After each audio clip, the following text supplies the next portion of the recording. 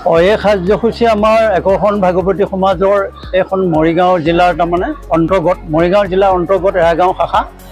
এই এৰাগাঁও শাখাই আমাৰ অসমৰ একোখন ভাগৱতী অসমৰ যিজন আচাৰ্য বৰ্তমান আমাৰ গুৰু, সেই গুৰুজনক আনি ইয়াতে পালনাম আখাৰ বা অনুষ্ঠিত কৰাৰ কাৰণে তেখেতসকলে বহু চেষ্টা কৰিছিল আৰু সেই চেষ্টাৰ ফলশ্ৰুতিত আজি এই কাৰ্যসূচী তেওঁলোকে ৰূপায়ণ কৰিবৰ কাৰণে যথেষ্টখিনি আগবাঢ়িছে আৰু ঈশ্বৰৰ কৃপাত এই কাৰ্যসূচী সফল ৰূপায়ণ হ'ব, এইটো আপোনাৰ সকলোৱে অৱগত হৈছে।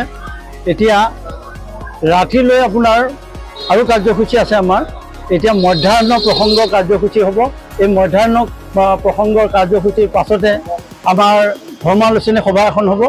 ধৰ্মালোচনী সভাখনত আমাৰ একোখন ভাগৱতী সমাজৰ যিজন আচাৰ্য গুৰু বৰ্তমানে আমাৰ এই নামঘৰত তেখেতে মানে উপস্থিত হৈছেহি। তেখেতে এই ধৰ্মীয় সভাৰ মানে কাৰ্যসূচীত ধৰ্মীয় সভাখনৰ সভাপতিত্ব কৰিব তেখেতে আৰু নিৰ্দিষ্ট বক্তা আৰু বিশিষ্ট অতিথিসকল ইয়ালৈ আহিব। এই ধৰ্মীয় অনুষ্ঠানটো আৰম্ভ হোৱাৰ পাছতে আমাৰ সম্বৰ্ধনা অনুষ্ঠান এটা ইয়াতে হ'ব। বিশিষ্ট যিসকল অতিথি তেওঁলোকক আমি এখন ফুলাম গামোচাৰে সম্বৰ্ধনা জনাম। ইয়াৰ পাছতে আমাৰ যিসকল একোখন ভাগৱতী সমাজৰ মানে একদম আগশাৰীত আছে তেখেতে মূল কাৰ্যকৰ্তা, এইসকলৰ দ্বাৰা আমাৰ ধৰ্মীয় ভাষণ ইয়াত প্ৰদান হ'ব। তেওঁলোকে ধৰ্মীয় ভাষণ প্ৰদান কৰাৰ পাছতে আমাৰ গুণমালা কীৰ্তন হ'ব। গুণমালা কীৰ্তনৰ পাছতে তাৰমানে আমাৰ মহাপালনাম আৰম্ভ হ'ব। মহাপালনাম গোটেই ৰাতিটো আমাৰ চলিব। চলাৰ পাছত অহা কাইলৈ আমাৰ তাৰমানে এই যিটো আমাৰ প্ৰমত্ত কেশৰী পালনাম, এই পালনামৰ আমাৰ সামৰণি পৰিব।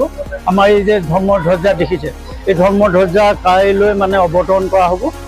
এইখিনিতে আমাৰ কাৰ্যসূচী। তাৰপাছত ভকত বিদায় হ'ব। এতিয়া বৰ্তমানে যিখিনি ভকত বৰ্তমানে এই আমাৰ অনুষ্ঠানত মানে উপস্থিত হৈছে, ইয়াতকৈ আৰু 3 গুণ অহাৰ সম্ভাৱনা আছে। ইতিমধ্যে আমাক জনাইছে, তেওঁলোকে আহি আছে, দূৰ দূৰণিৰ পৰা আহি আছে। গতিকে প্ৰায় 10,000 ওপৰত হ'ব। গতিকে আমি হয়তো তাতকৈ বেছি হ'ব পাৰে। আমি আনুমানিক এটা 10,000 মানে আমি হেৰি এটা ধৰিছোঁ।